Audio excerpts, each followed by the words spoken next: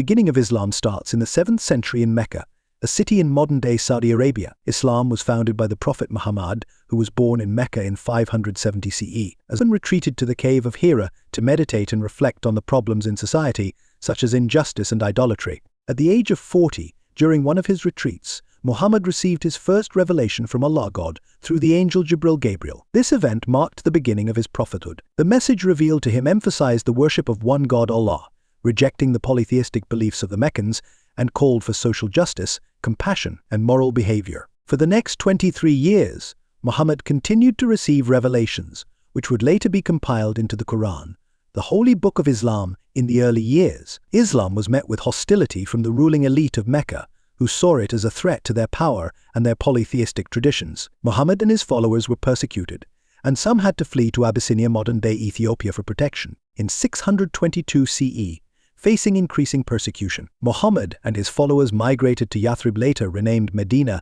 in an event known as the Hijra. This migration marks the start of the Islamic calendar. In Medina, Islam gained more followers and grew in strength, with Muhammad becoming both a spiritual and political leader. Over the next several years, conflicts arose between Muhammad's followers and the Quraysh tribe in Mecca. However, in 630 CE, Muhammad and his followers peacefully conquered Mecca, where he forgave his former enemies and cleansed the Kaaba, the central shrine of Mecca, the idols, dedicating it to the worship of Allah alone. After the conquest of Mecca, Islam spread rapidly across the Arabian Peninsula. By the time of Muhammad's death in 632 CE, most of Arabia had embraced Islam. His teachings, recorded in the Quran and the Hadith, sayings and actions of the Prophet, became the foundation of the Islamic faith, which would continue to grow and expand globally. This marked the beginning of one of the world's major religions, with Islam emphasizing monotheism, social justice, and living a life according to the will of Allah.